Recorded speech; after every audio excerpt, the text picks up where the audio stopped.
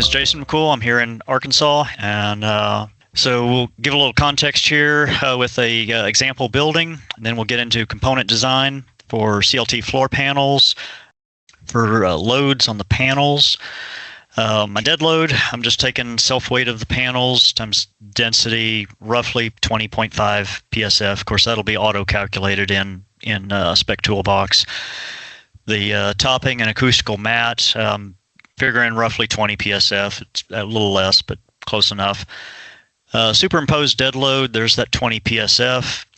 So it gives me a total of 60.5 PSF. For my live load, 65 PSF, which again is reducible.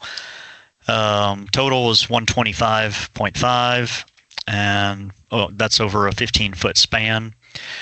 So I ended up, when I run my calcs, this is what I end up with. So now let's, let me tab over to SPEC Toolbox and show you how I got there.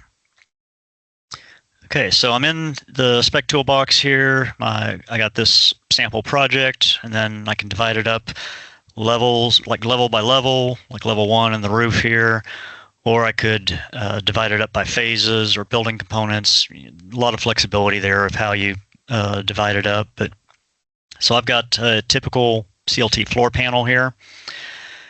And if I go into this, you can see I can pick by like fabricator, or I could pick the CLT standard PRG 320 for like a fabricator independent kind of baseline. For me, we've got Mercer right here, like an hour from my house. So this is just a real simple option here to pick them.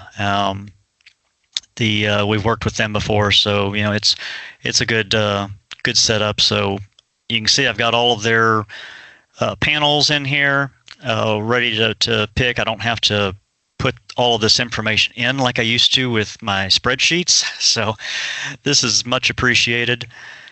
So here's a 175 millimeter thick 5-ply 1.4V 750 Southern Yellow Pine.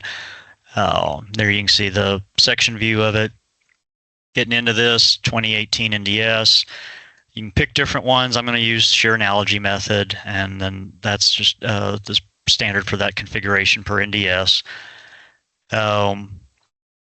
Using ASE 716, you can use ASD or LRFD. I'm going to just use ASD for this.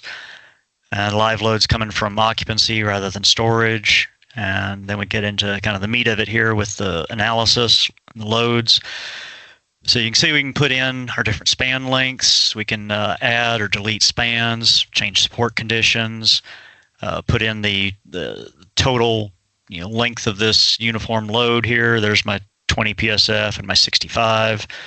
There's self weight, and it's actually coming up with 21.25. So there again, we can get that auto calculated. So that's nice. 20 for the topping. And you can see I can turn those on or off here. Then there's my dead and live, and I can put in, like here in the central U.S., a lot of times rain will govern over roof live, so I could put in a rain load for the roof if I wanted. We can go down to here, just the typical adjustment factors for temperature and wet use factor.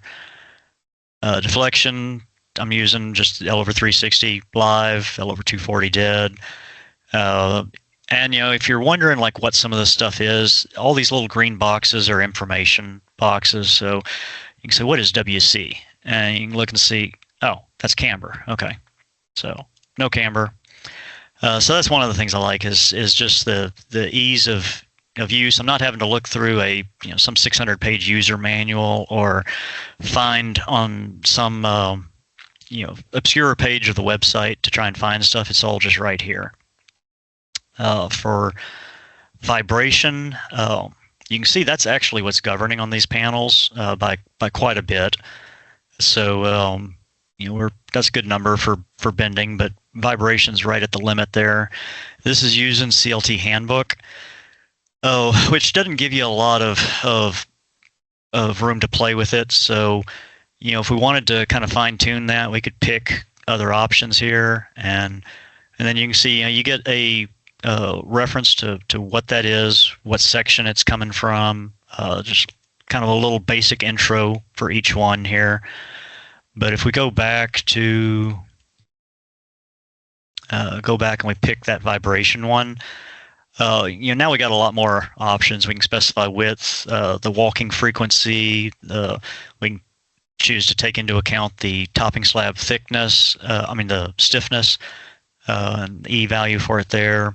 We can even account for whether the supports are rigid or flexible. So CLT handbook's going to assume rigid, but here we could actually put in our depths, our cross-section properties for the beam, the stiffness, self-weight, take that into account. So that's one of the things I really like about this is I get a lot more options than what I would normally have. And we can come back up here. We can pick like floor performance level. They're taking into account like, do you want a quality floor that's going to be really low or high performance, low vibration, or kind of a baseline, or just the bare economy choice. And you can see that for residential or office. So right now this is passing just fine for under Eurocode for performance level 4. But what if we wanted to go up to performance level 3 for that quality check?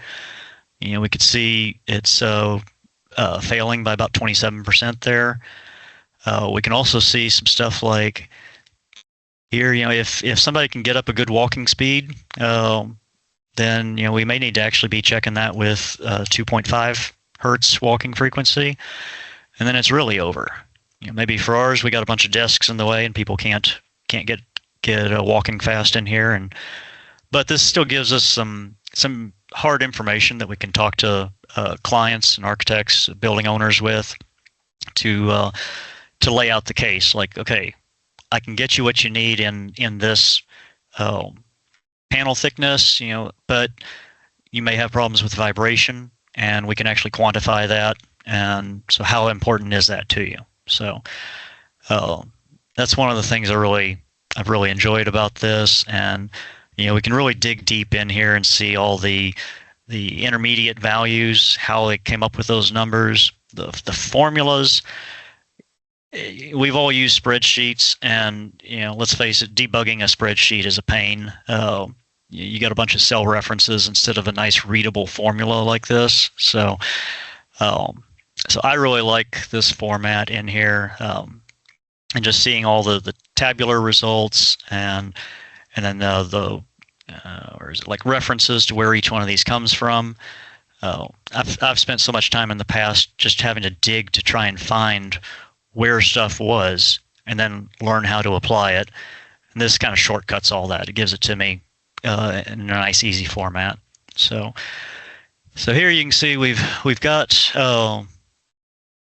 As soon as I put that vibration thing back, then we can see we're provisionally passing here, unless they want stricter vibration criteria. So we're going to go with that.